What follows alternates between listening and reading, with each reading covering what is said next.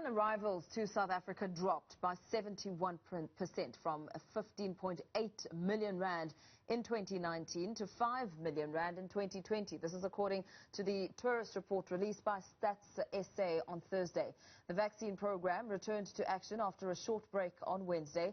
Following a review of the Johnson & Johnson shots, it's now understood that tourism workers could be deemed as essential workers, given that the industry is one of the cornerstones of South Africa's economy. The National Coronavirus Command Council has approved, in principle, that tourism frontline workers should be prioritized for vaccinations. To speak to us more about how this will affect the tourism industry, we're joined by Rosemarie Van Staden, Chairperson of the National Accommodation Association of South Africa. Rosemarie, a very good morning to you.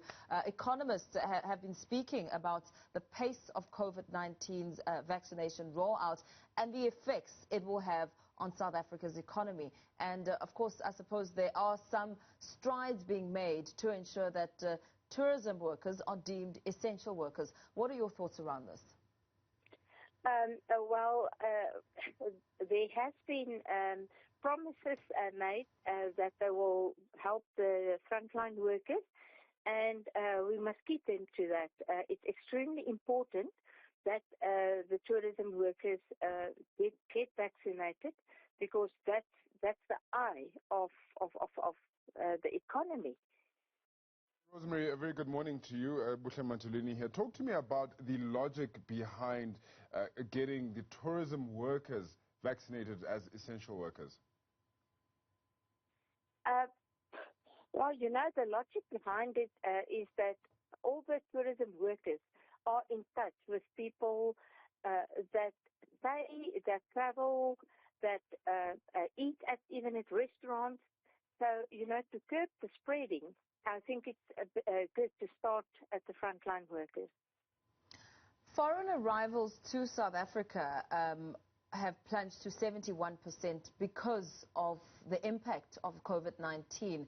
What do you think it's going to take to restore and ensure that South Africa continues to be a destination of choice and that there are no threats of the second variant being a result of the less feet making their way into the country?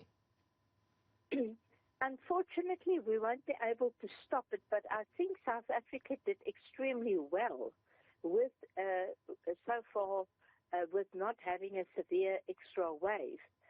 So I think we need to make sure that the people are vaccinated, that if the wave comes, we are protected and that we are strong against the wave, and that we can get then, because if tourism overseas and abroad can see that South Africa is stronger against the virus, then perhaps it will rescue us. Now, just to go on Mpho's very first question, we've got just under 300,000 healthcare workers that are vaccinated so far. We are way behind the sort of timeline that we had set out for ourselves. Do you have a timeline perhaps that you'd like to see this completed by? And looking at how far behind we are, do you think that's realistic? I don't think it's realistic, and that is very, very sad. I think we should have acted earlier, and we have the vaccinations at hand.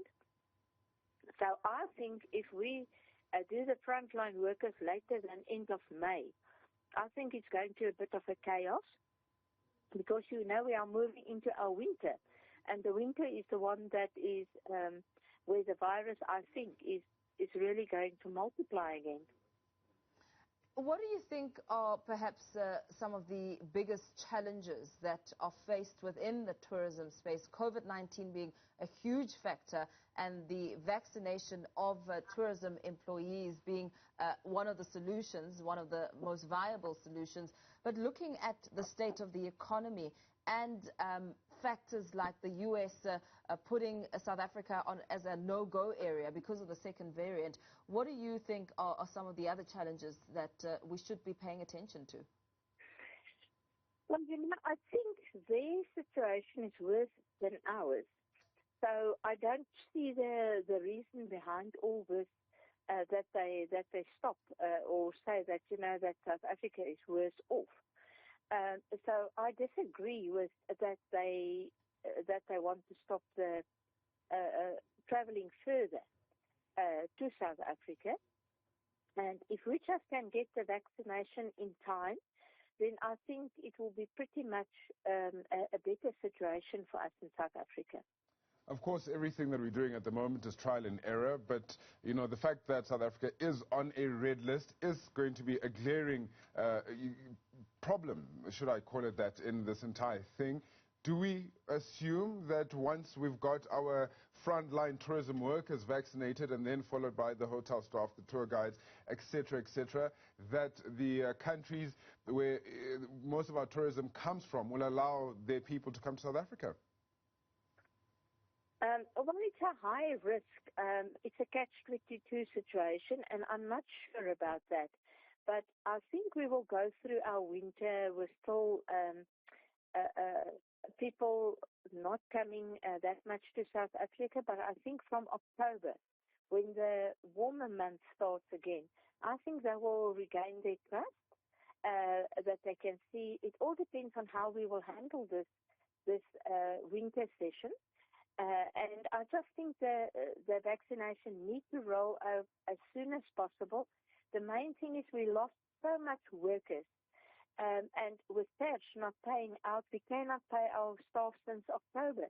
So with what will they travel in to come and get the vaccination? Where will we find some of our staff? Some of our staff can't afford their phones anymore.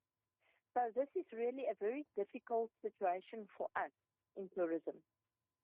We keep hearing and, of course, observing, according to the rands and cents, the significance of the tourism industry.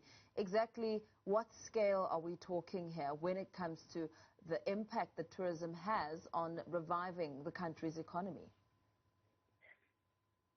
Well, you know, once in hospitality, always in hospitality. And our South African people, it doesn't matter color. If we are fighters, we will bounce back. But with the resources, I don't know with what, because we are becoming very, very poorer in our industry. We are using all our reserves now to stay alive, and we can't support our staff anymore. So once we return, with what will we return? With what type of quality staff will we return?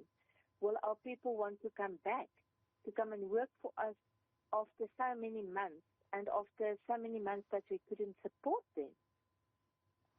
Now, of course, this is supported by the tourism department as, I suppose, a tourism recovery plan of sorts, but there are still various regulations that the government have put in place that might not exactly be conducive to this kind of recovery plan. Are there any such that you are seeing at the moment that will need to be changed in order for this to work?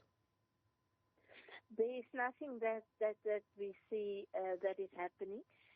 We talk about the recovery plan, but unfortunately there's nothing coming to rescue us from the recovery plan. And in the midst of the gloom and, you know, a lot of concern about where to next for the country, as well as the threat of the second variant and the impact and effect it has on other countries when it comes to coming to South Africa and interacting with South Africa, there may be lights at the end of the tunnel when it comes to perhaps new ideas and a new normal of operating in the tourism sector, and perhaps some opportunities for business. What do you imagine those opportunities to be at a time like this? You know, I've been thinking around in circles about opportunities and what we can do. You know, with the Zoom and the telephone conversations that is going on lately, it's very difficult to manage your business, because that makes business corporates lazier, or no need to travel anymore to come and do meetings. So COVID brought a lot of negative impact on our industry.